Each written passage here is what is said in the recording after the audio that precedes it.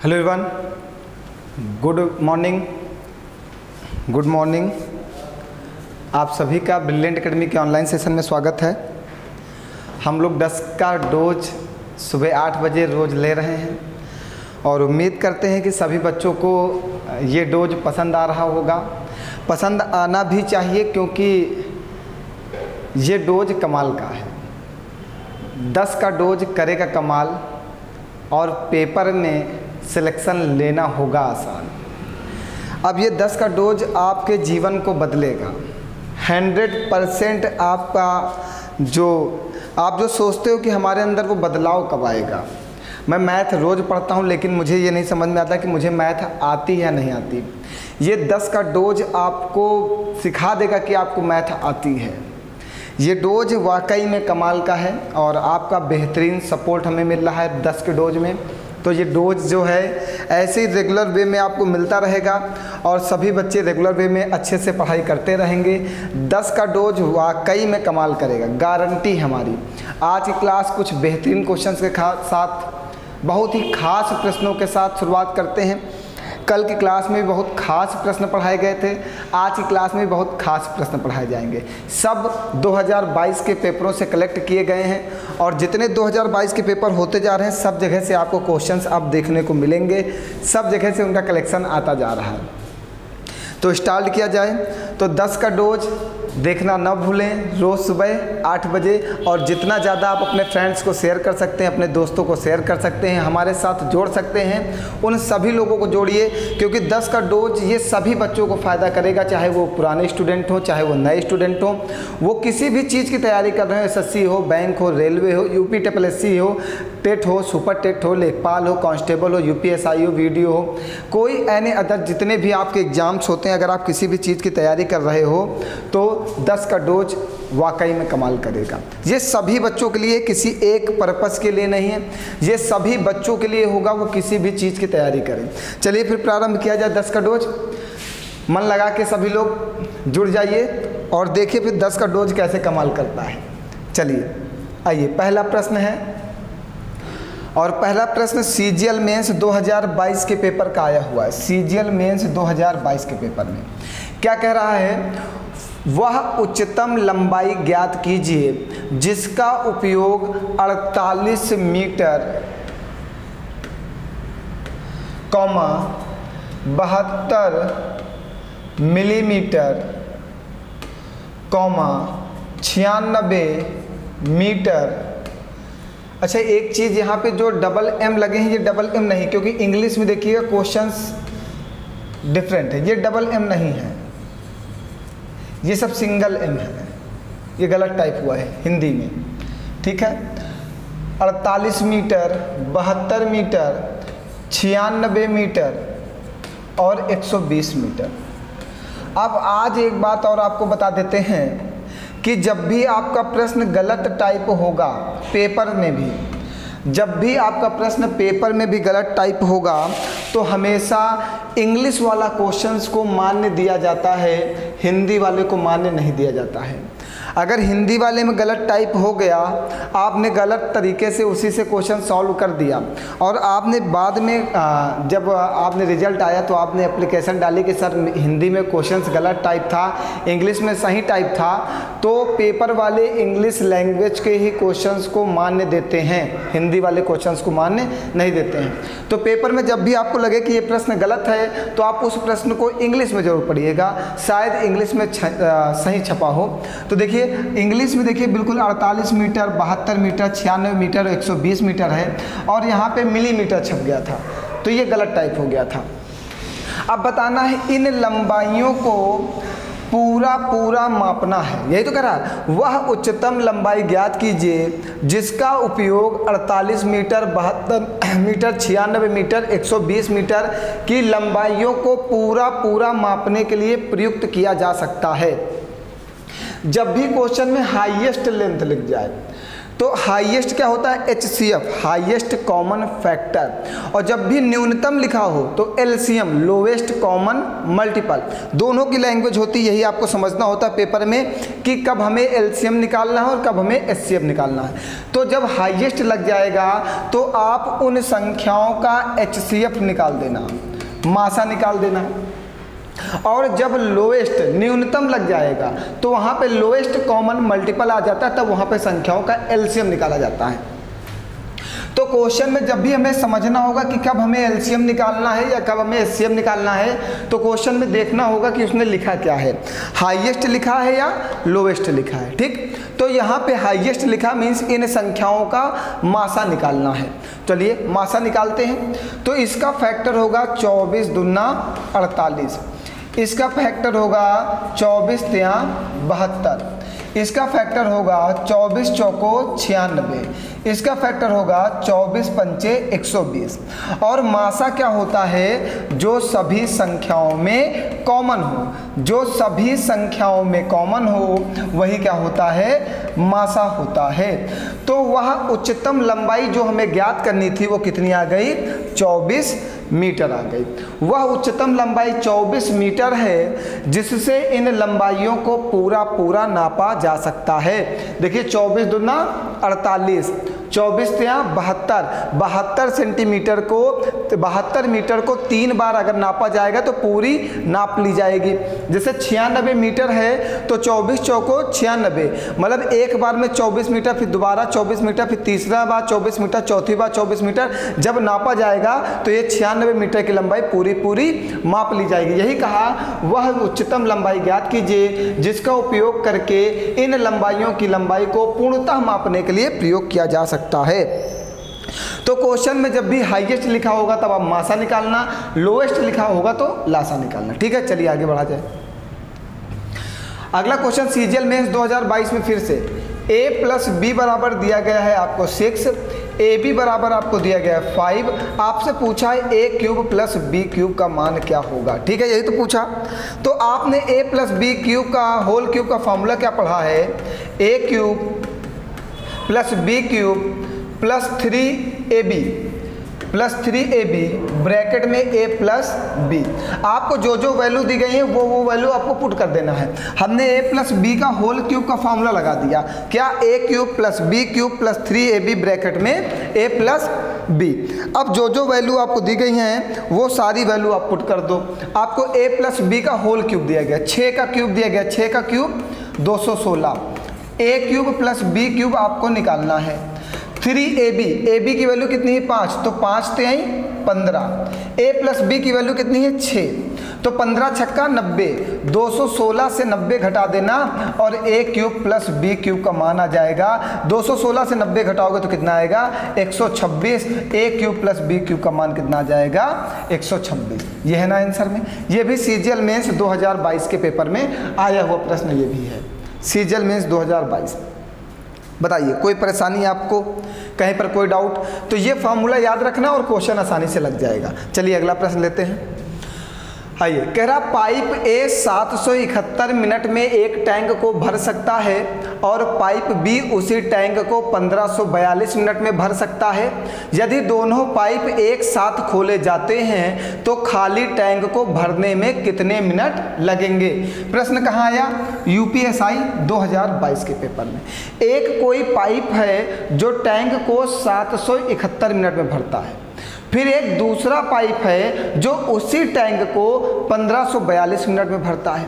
अब जब दोनों पाइप मिलके उस टैंक को भरेंगे तो कितना समय लगेगा, यही आपसे पूछा है। मतलब ए जो है एक काम को 771 मिनट में पूरा करता है और बी जो है एक काम को 1542 मिनट में पूरा करता है। इन दोनों का जब आप एलसीएम ले लेंगे तो टोटल काम पता चल जाएगा कि क्या है, ये हमारी टोटल मनी है जिसे हमें खर्च करना है। मीन्स हम कह सकते हैं उस टैंक की कैपेसिटी है 1542 लीटर जिसे हमें भरना है। कैसे भरना है, इन दोनों लोगों को मिलकर ये काम करना है। हम इसको टोटल मनी मान लें कि टोटल हमारे पास 1542 रुपए हैं जिसे ए और बी को मिलकर खर्च करना है। तो 1542 को जब 771 से डिवाइड करोगे तो 2 आएगा, और 1542 से 1542 को डिवाइड करोगे तो 1 आएगा। तो ए की कैपेसिटी कितनी हो गई 2 और बी की कैपेसिटी कितनी हो गई 1। कैपेसिटी आ गई, आंसर आ गया। Work and time, pipe system, ये दोनों कैपेसिटी पे ही वर्क करते हैं। कैपेसिटी इनका मेन होता है। तो ए की कैपेसिटी यहाँ पे कितनी है 2 और बी की कैपेसिटी कितनी है 1। ये कह सकते हैं कि ए जो है एक दिन में 2 रुपए खर्च करता है और बी जो है एक दिन में 1 रुपए खर्च करता है। ये इनकी क्षमता है एक दिन की, और इन्हें खर्च कितने रुपए करना है 1542 रुपए खर्च करना है। अब ए प्लस बी मिलके खर्च करते हैं, तो ए एक दिन में कितने रुपए खर्च करता है 2 रुपए, बी एक दिन में 1 रुपए, तो दोनों मिलके कितने रुपए खर्च करेंगे 3 रुपए। खर्च कितना करना है 1542 रुपए। अब अगर ए प्लस बी एक दिन में 3 रुपए खर्च करते हैं तो 1542 रुपए कितने दिन में खर्च करेंगे। तो डे जब भी निकालना हो तो डे बराबर होता है टोटल वर्क बटे कैपेसिटी। टोटल वर्क कितना है 1542 और कैपेसिटी कितनी है 3। काटो, तीनों 25 15, 3 एक 3, 3 चौको 12, तो टोटल कितना समय लगेगा 514 घंटे का समय लगेगा। मतलब ए और बी को इस टैंक को भरने में कितने घंटे लगेंगे 514 मिनट लगेंगे, क्योंकि क्वेश्चन मिनट में दिया गया तो मिनट में, घंटे में दिया गया होगा तो घंटे में। बताइए कोई डाउट है। देखिए अगर आप कहीं से भी स्टडी कर चुके हो तो 100% सब कुछ समझ में आ रहा होगा। और ये जो 10 का डोज है ये एक रिवीजन क्लास है। जितनी तेज़ी से हम लोग क्वेश्चंस को रिवीजन कर सकते हैं, जितने सुपर फास्ट तरीके से, बस ये रिवीजन क्लास है। बस आपको कुछ भी नोट करने की ज़रूरत नहीं है, बस आपको प्रश्न देखते जाना है कि कैसे सॉल्व करते हैं, बस और कुछ नहीं करना। ये बस आप एक रिवीजन क्लास समझो। शाम वाली क्लास की नोट्स बनाया करो। इस क्लास में अगर कोई प्रश्न अच्छा आ जाए, जैसे कल की क्लास जो हम लोग डिस्कस किए थे उसका लास्ट प्रश्न बेस्ट था। कल वाली क्लास में हम ये कह सकते हैं 2-3 प्रश्न बेस्ट थे। एक 53 से 97 में जो संयुक्त संख्या निकालना था वो बेस्ट था, और एक लास्ट में जो हमने डिस्कस किया था वो बेस्ट था। तो वो दोनों प्रश्न नोट करने की ज़रूरत थी। आज की क्लास में बस आप अभी देखो, अगर कोई प्रश्न अच्छा आता है जो आपको ज़रूरत हो तो आप उसे नोट करना, ठीक। ये सब चीज़ें समझते चलो बस होता क्या है, ठीक। आइए आगे बढ़ते हैं। ये भी बहुत बढ़िया प्रश्न पूछा गया और ये भी यूपीएससी 2022 के पेपर में पूछा गया। यूपीएससी 2022 के पेपर में ये एक रिवीजन क्लास है। इसमें सुपर फास्ट तरीके से रिवीजन कराया जाए। बस आपको रोज़ 10 क्वेश्चंस पेपर के आए हुए जब आपको सॉल्व कराए जाएंगे ना, तो आपकी हैबिट बन जाएगी उन प्रश्नों को समझने की, उन प्रश्नों को करने की, उन प्रश्नों के मेथड याद हो जाएंगे, कैसे कैसे मेथड लगाए जाते हैं, ठीक। चलिए आइए इस प्रश्न को समझते हैं। कह रहा है एक व्यक्ति हॉस्टल से कॉलेज तक 20 किलोमीटर की गति से साइकिल चलाता है और 13.5 मिनट देरी से पहुंचता है। एक व्यक्ति का ये हॉस्टल है और ये इसका कॉलेज है। यहाँ से जब ये यहाँ जाता है तो 20 किलोमीटर प्रति घंटा की गति से जाता है और 13.5 मिनट की देरी से पहुंचता है। जब वो स्पीड रखता है साइकिल की 20 किलोमीटर प्रति घंटा, तो हॉस्टल से कॉलेज पहुंच तो जाता है लेकिन उसको 13.5 मिनट की देरी हो जाती है, ठीक। आगे क्या कह रहा है, आगे कह रहा है यदि वह 24 किलोमीटर प्रति घंटा की गति से साइकिल चलाता है तो 13.5 मिनट जल्दी पहुंच जाता है। अगर आप हॉस्टल से और कॉलेज जाता है और स्पीड रखता है इस बार 24 किलोमीटर पर आवर, तो वो 13.5 मिनट जल्दी पहुंच जाता है, पहले पहुंच जाता है। मतलब अब बंदे ने अपनी स्पीड 24 किलोमीटर प्रति घंटा रख दी तो वो स्कूल अपने हॉस्टल से अपने स्कूल 13.5 मिनट पहले पहुंच जाता है। तो आपको यहाँ से यहाँ की डिस्टेंस बतानी है, मतलब हॉस्टल से कॉलेज की डिस्टेंस बतानी है। हमने हॉस्टल के कॉलेज की डिस्टेंस को d मान लिया, यही हमारी डिस्टेंस है जिसे हमें फाइंड आउट करना है। अब समझिएगा, जब वो 20 किलोमीटर प्रति घंटा की गति से जाता है, डिस्टेंस हमें निकालनी है, नीचे आपकी स्पीड होगी, डिस्टेंस निकालनी है, नीचे आपकी स्पीड होगी। हमने कहा डिस्टेंस 100 किलोमीटर है तो 20 किलोमीटर प्रति घंटा की गति से जाएंगे तो कितना घंटा लगेगा, 5 घंटा। तो डिस्टेंस में बटे में उसकी चाल रख देना, डिस्टेंस हमें फाइंड आउट करनी है। जब हम 20 किलोमीटर प्रति घंटा की गति से जाते तो हमें क्या होता है, 13.5 मिनट की देरी होती। जब देरी होगी तो यहाँ पे माइनस लगा देना, 13.5 मिनट है तो घंटे में कन्वर्ट कर देना, और मिनट को घंटे में कन्वर्ट करने के लिए क्या करते हैं, 60 से भाग करते हैं। ये पहला इक्वेशन हुआ। अब दूसरा इक्वेशन क्या कह रहा है, जब आप 24 किलोमीटर प्रति घंटा की गति से जाते हो तो आप 13.5 मिनट जल्दी पहुंच जाते हो। जब जल्दी पहुंच जाते हो तो प्लस 13.5/60 घंटे में कन्वर्ट कर लिया, क्योंकि चाल आपकी किलोमीटर पर आवर में है इसलिए समय आपका आवर में होना चाहिए, मिनट में नहीं होना चाहिए। जब समय मिनट में होगा उसको आवर में कन्वर्ट करने के लिए क्या कर देंगे, 60 से भाग कर देंगे। अब समझिएगा, हमें डिस्टेंस निकालनी है, दोनों इक्वेशन को सॉल्व कर लेते हैं बस। चलिए d को इधर भेज लीजिए, d/20 minus d/24 equal to 135/600 लिख दो। इसको यहाँ से दशमलव हटा के 0 बढ़ा दो, यहाँ से दशमलव हटा के 0 बढ़ा दो, ये उधर चला जाएगा तो प्लस का 135/600 हो जाएगा। यहाँ पे एलसीएम ले लो, 20 गुणे 24 एलसीएम ले लो तो 20 से 20 कटेगा, 24 बचेगा तो 24d होगा, 24 से 24 कटेगा तो 20d होगा, इक्वल टू 600 एलसीएम ले लो यहाँ पे तो ये 135 प्लस 135। चलिए कैलकुलेट करना है। अब इसको काटिए, 20 से करना 20 और 20 या 600, 30 बार में कटेगा, 6 चौको 24 और 6 पंचे 30। अब यहाँ पे 24d से 20d जाएगा तो 4d/4 इक्वल टू में 5 5 10 3 3 6 1 7 270/5। ये 4 से 4 कटेगा, ये 25 और 5 दूनी 10, तो डिस्टेंस कितनी आ गई, 52 किलोमीटर की। भैया ये मेथड बहुत ही अच्छा है, ये हमने खुद बनाया है, ये अपना एक सॉलिड मेथड मैंने बना रखा है। ऐसा क्वेश्चन अगर आए तो हम इससे बहुत आसानी से सॉल्व कर सकते हैं, बस माइंड में मेथड को रखना होगा। मतलब हमें डिस्टेंस फाइंड आउट करनी है तो डिस्टेंस बटे में चाल कर देंगे, अगर देरी से पहुंचता है तो माइनस समय जितना दिया गया उसको घंटे में कन्वर्ट कर लेंगे, फिर डिस्टेंस बटे में चाल कर देंगे, और जल्दी पहुंचता है तो प्लस लगा देंगे, फिर दोनों इक्वेशन को मिला के सॉल्व कर लेंगे और आपका आंसर आ जाएगा। बहुत ही खतरनाक मेथड है ये। बताइए कोई डाउट है किसी को? बहुत ही अच्छा प्रश्न भी कहेंगे, और अप्रॉक्स पेपर में ये प्रश्न देखने को जरूर मिलेगा, चाहे यूपीएससी हो, एसएससी हो, बैंक हो, रेलवे हो। यूपीएससी की बात करें तो देखिए यूपीएसआई में तो ये आया ही आया है, तो ये किसी भी पेपर में ऐसे प्रश्न पूछे जाते हैं और बेहतरीन प्रश्नों में नहीं गिना जाता। चले आगे बढ़ा जाए भैया, जल्दी जल्दी समझते चलिएगा। आइए फिर से एक प्रश्न यूपीएसआई 2022 कह रहा है, एक पंसारी द्वारा क्रमशः 75 रुपये और 100 रुपये प्रति किलो वाली 2 दालों को किस अनुपात में मिलाया जाना चाहिए ताकि 86.5 रुपये प्रति किलो का मिश्रण प्राप्त हो सके। मतलब एक पंसारी है, उसके पास पहली दाल की कीमत है 75 रुपये प्रति किलो और दूसरी दाल की कीमत है 100 रुपये प्रति किलो ना। पहली दाल है 75 रुपये प्रति किलो और दूसरी दाल है 100 रुपये प्रति किलो।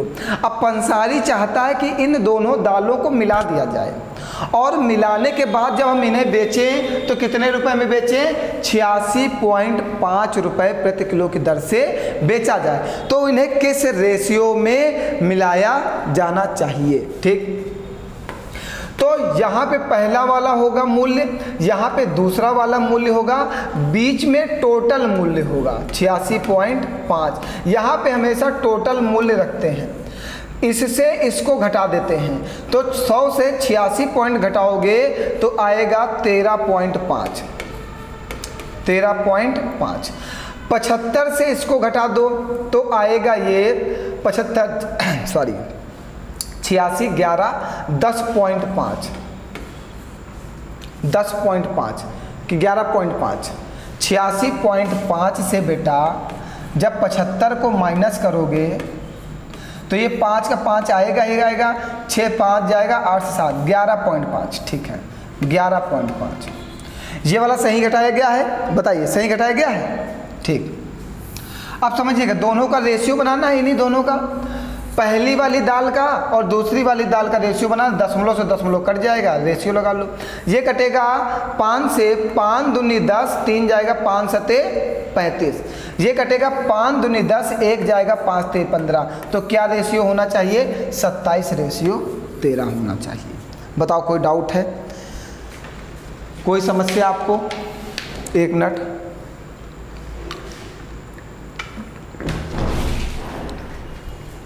क्वेश्चन फिर से समझा दिया जाए, समझ में आ गया है? वो कह रहा है एक पंसारी है, उसके पास एक दाल 75 रुपये प्रति किलो है और दूसरी दाल 100 रुपये प्रति किलो है। वो दोनों दालों को किस अनुपात में मिलाए कि उसे 86.5 रुपये प्रति किलो की दर से भी बेचने पर उसे कोई लाभ या हानि ना हो। एक दाल 75 रुपये प्रति किलो है, दूसरी दाल 100 रुपये प्रति किलो है। इन दोनों दालों को अगर पंसारी मिलाकर बेचे और 86.5 रुपये में बेचे तो उसे ना लाभ हो या हानि। तो उन दोनों दालों का रेशियो बताओ किस अनुपात में मिलाया जाए। तो पहले वाले का मूल्य यहाँ रखना, दूसरे वाले का मूल्य यहाँ रखना, जो टोटल का मूल्य होता है उसको बीच में रखते हैं। 100 से इसको घटाते हैं तो आया 13.5, 75 से इसको घटाएंगे तो आएगा 11.5। इन दोनों का रेशियो बना दिया तो आ गया 27:23। मतलब पहली वाली दाल होनी चाहिए 27 किलो, दूसरी वाली दाल होनी चाहिए 23 किलो। जब इन दोनों को मिलाकर पंसारी बेचेगा तो ना उसे लाभ होगा ना हानि। तो क्या आ गया? 27:23। बताओ कोई डाउट है भैया? आगे बढ़ा जाए, चलिए। ये भी यूपीएसआई 2022 का एक बेहतरीन प्रश्न है। कह रहा 25% की हानि पर इतने डॉलर में एक मोबाइल बेचा जाता है।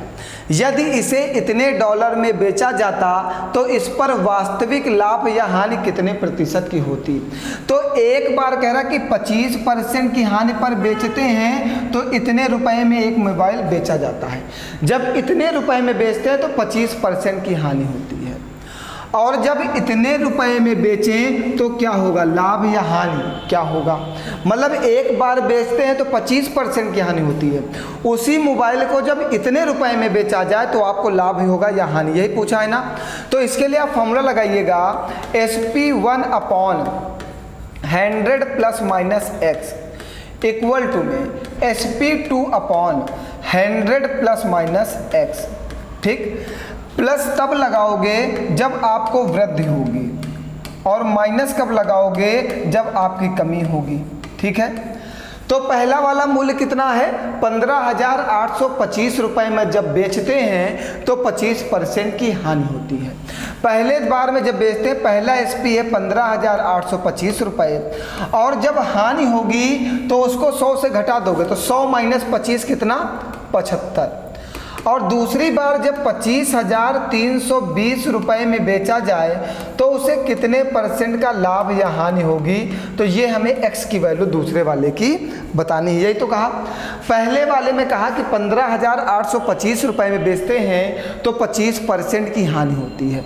तो जब हानि होगी तो 100 से 25 घटा देंगे। कह रहा 25,320 रुपये में बेचें तो कितने % का लाभ या हानि होगी? मतलब दूसरे वाले के x की वैल्यू हमसे पूछी गई है। चलो इसको जल्दी से कैलकुलेट कर लो।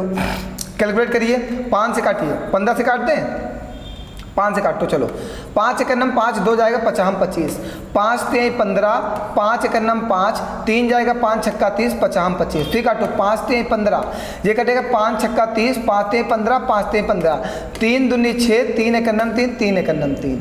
अब 211 आ गया। 211 किससे कटेगा ये? चलो अब इसका गुणा इसमें कर दो तो 211 2 0 और प्लस माइनस 211x। 211 का पहले इसमें गुणा करें, फिर 211 का इसमें गुणा करें, इक्वल टू में 25,320। इस वाले को उधर भेज दो तो 211x equal to 25,320 minus 21,100। Minus करो जल्दी से, इसको माइनस करो तो 1 0 है 0, ये 2 है तो 2, ये 3 से 1 जाएगा 2, 5 से 1 जाएगा 4, 2 से 2 जाएगा 0। 211x ये इससे कटेगा 2 बार में, मतलब 20% का लाभ आएगा, प्रॉफिट आएगा। बताइए कोई डाउट है? कैलकुलेशन आप कर लीजिएगा एक बार, मैंने स्पीड से कर दिया है। बहुत ही अच्छा, ये वाला मेथड याद रखिएगा, इससे ये प्रश्न तुरंत सॉल्व होता है। ठीक, बताइए कोई डाउट है? कैलकुलेशन आप करिएगा, कैलकुलेशन आपकी जिम्मेदारी है। ठीक, तो 20% आएगा। आगे बढ़ाया जाए, चलिए अगला प्रश्न लेते हैं। हाँ, कह रहा है कि एक वस्तु का अंकित मूल्य इतने रुपए है, इसे निम्नलिखित में से किस एक तरीके में बेचा जा सकता है। अब एक वस्तु का अंकित मूल्य दे रखा है, भैया समझ में आ रहा है सभी को? बताओ, कोई डाउट तो नहीं हो रहा है? अगर कहीं से पढ़ भी रखे हो ना तो डाउट नहीं हो रहा होगा। अगर तुमने कहीं से भी नहीं पढ़ा है, ना ऑफलाइन ना ऑनलाइन, तो थोड़ी सी प्रॉब्लम ज़रूर होगी, क्योंकि ये मिसलिनियस क्लास है। इसमें सिर्फ और सिर्फ आपको बताया जाएगा कि प्रश्न सॉल्व कैसे करते हैं, बस। इसके अलावा मैं कुछ नहीं कर सकता। इसके अलावा रात को 8 बजे मिलते हैं, रोज़ रात 8 बजे क्लासेस पूरी चलती हैं, चैप्टर वाइज चलती हैं। वहाँ से आप चैप्टर वाइज पढ़ते चलो और यहाँ से रिवीजन करते चलो। आपको चैप्टर वाइज भी करना है, पढ़ना है और रिवीजन ही करना है। ठीक है, आपको चैप्टर वाइज भी पढ़ना है और रिवीजन भी करना है, दोनों काम करना है। ठीक, चलिए आइए इस प्रश्न को समझिए। बहुत ही अच्छा प्रश्न है, CGL मेंस 2022 के पेपर में आया। क्या कह रहा है कि एक वस्तु का अंकित मूल्य इतने रुपए है, इसे निम्नलिखित में से किसी एक तरीके में बेचा जा सकता है। तरीका ए दिया गया है 24% की एकल छूट द्वारा। तरीका बी दिया गया 16% तथा 10% की 2 क्रमिक छूटों पर। कौन से तरीके में विक्रय मूल्य न्यूनतम होगा तथा उसका मान क्या होगा। मतलब 2 तरीके में उस वस्तु को बेचा जाए, तो किस तरीके में उस वस्तु को सबसे कम रुपए में बेचा जाएगा, मीन्स न्यूनतम में बेचा जाएगा, और वह मूल्य क्या होगा। ठीक है, चलिए। एक वस्तु का अंकित मूल्य 28,000 रुपया है, और जब भी छूट पर बेचते हैं तो 100 में से घटाते हैं, और जब भी लाभ पर बेचते हैं तो 100 में जोड़ते हैं। ठीक, तो पहले वाले तरीके की बात करते हैं। 24% की छूट देते हैं, तो 100 से जब 24 घटाओगे तो कितना आएगा? 76/100। यहाँ से देखिए क्या मूल्य निकल के आएगा, कैलकुलेट करिएगा। दूसरा वाला, ये तरीका 1 था, तरीका 2 निकालते हैं। 28,000 गुणे में पहली छूट है 16% की, तो 84/100। दूसरी छूट है 10% की, तो 90/100। यहाँ से देखिएगा क्या मूल्य आएगा, दोनों जगह से मूल्य निकालिए, फिर देखिएगा सबसे कम मूल्य कहाँ पे आया है। दोनों जगह से मूल्य निकालिएगा, फिर देखिएगा सबसे कम मूल्य कहाँ से आया। जहाँ से सबसे कम मूल्य आया होगा उस वाले तरीके पे आप टिक लगा देना। ठीक है, तो कैलकुलेट कर लेना और कमेंट करके बताना कौन सा तरीका सबसे कम मूल्य में बेचा जाएगा वस्तु को। कौन से तरीके से वस्तु को सबसे कम मूल्य में बेचा जाएगा। इन दोनों में जहां पर सबसे कम मूल्य आएगा उसी तरीके पे आंसर लगाना और वो मूल्य बताना कि क्या आएगा। ठीक है, चलिए आगे बढ़ाया जाए। हाँ, इसको कैलकुलेट कर लेना। अगला आइए, क्या कह रहा है? कह रहा है एक 12,000 रुपए की राशि पर 15% प्रतिवर्ष की दर से 3 वर्षों के लिए साधारण ब्याज क्या होगा। ठीक है, ये तो बहुत आसान है। साधारण ब्याज बराबर होता है PRT/100। आपको साधारण ब्याज बताना है, तो 12,000 आर कितना है 15%, समय कितना है 3 वर्ष बटे में 100। 2 जीरो से 2 जीरो कट गए, 120 गुणे 15 × 45, 1 जीरो लगा दो, 12 × 5 = 60 का जीरो, वहाँ से लगेगा 6, 12 × 4 = 48, 6 54। कितने रुपए ब्याज आ गया? 5400 रुपये। देखिए CGL मेंस में ये कितना आसान प्रश्न पूछा गया, बिल्कुल कुछ करना ही नहीं था, इसमें साधारण ब्याज ज्ञात करना था। चलिए, तो आगे होगा समझ में सभी लोगों को। आगे बढ़ाया जाए, चलिए। कह रहा है एक रेलगाड़ी की लंबाई 330 मीटर है, वह 72 किलोमीटर की चाल से यह कितना समय लेगी कि 710 मीटर लंबे किसी प्लेटफॉर्म को पार करने में क्या समय लेगी, समय बताना है। अब समय बराबर होता है दूरी बटे में चाल। समय बराबर होता है दूरी बटे में चाल। हमें समय निकालना है। अब क्या होता है, कह रहा है एक रेलगाड़ी इतनी लंबाई की है, वह 710 मीटर लंबे प्लेटफॉर्म को पार करती है। जब रेलगाड़ी किसी प्लेटफॉर्म को पार करे तो दोनों की लंबाइयाँ ऐड हो जाती हैं। जब ट्रेन किसी प्लेटफॉर्म को पार करती है तो दोनों की लंबाइयों का योग ही क्या होता है, कुल चली गई दूरी होता है। टोटल डिस्टेंस जो होता है वो रेलगाड़ी की लंबाई ट्रेन की, अच्छा हिंदी में लिखें, रेलगाड़ी की लंबाई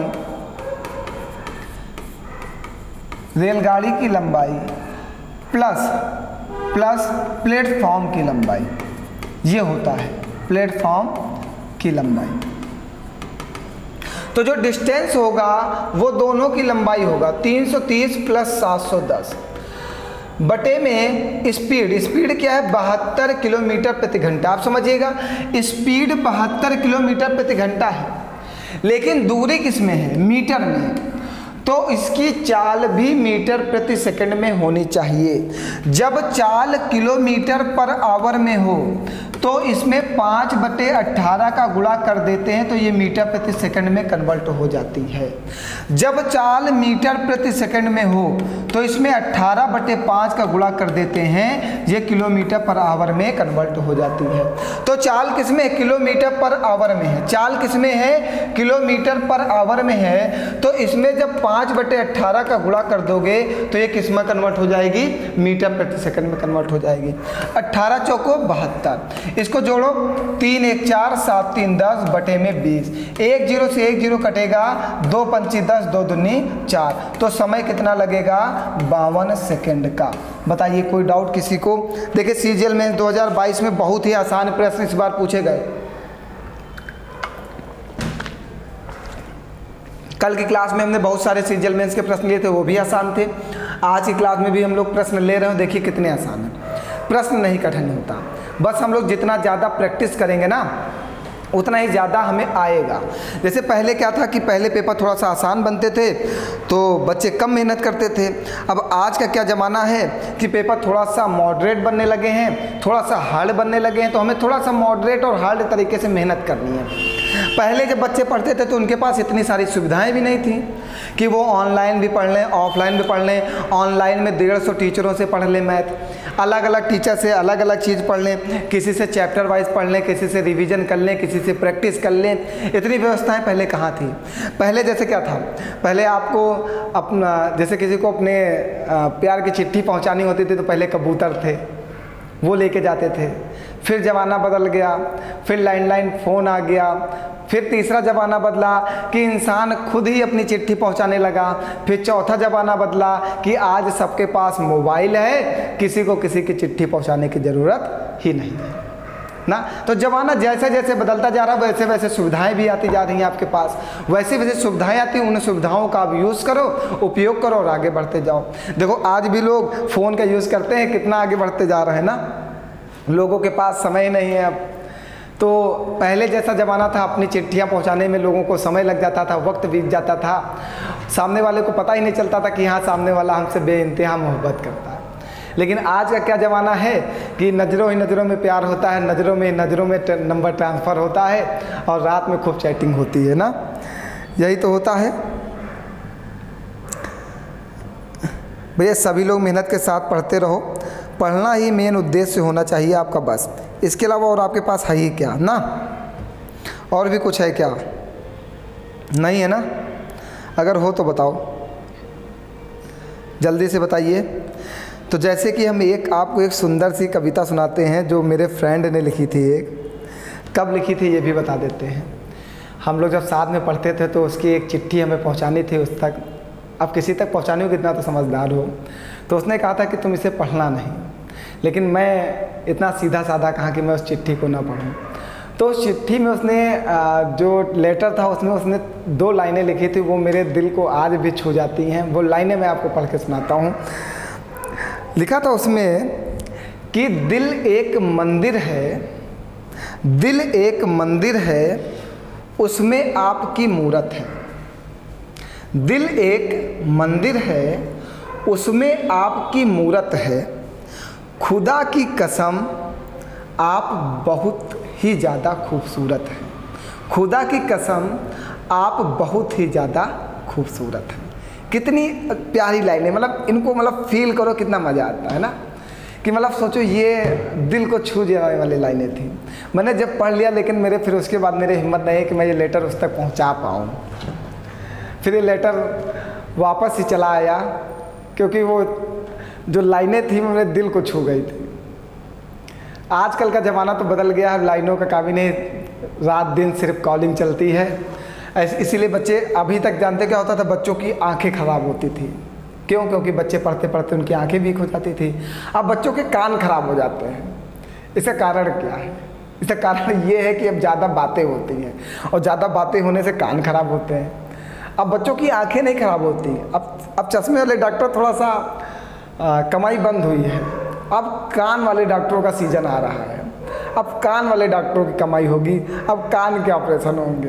कान के लिए अब कोई चश्मा बनना चाहिए कि लोगों की कान ना खराब हो, क्योंकि इतना रात दिन बातें ही करते हैं कि कान खराब होने लगे हैं लोगों के। क्लासेस में हम देखते हैं, ऑफलाइन में कोई कहेगा सर जी मुझे सुनाई नहीं दे रहा, आप थोड़ा तेज़ बोलिए। तो ऐसा क्या, अभी तक लोगों को दिखाई नहीं देता था, अब लोगों को सुनाई नहीं देता। तो इसका रीज़न तो है कुछ ना कुछ ना। अब आप इतने समझदार तो भाई हो। आइए, कह रहा है एक गोले का पृष्ठीय क्षेत्रफल। पृष्ठीय क्षेत्रफल मीन्स होता है surface area of the sphere. हमें सरफेस एरिया बताना है। एक गोले का पृष्ठीय क्षेत्रफल ज्ञात करें जिसकी त्रिज्या क्या होगी। तो गोले का पृष्ठीय क्षेत्रफल होता क्या है?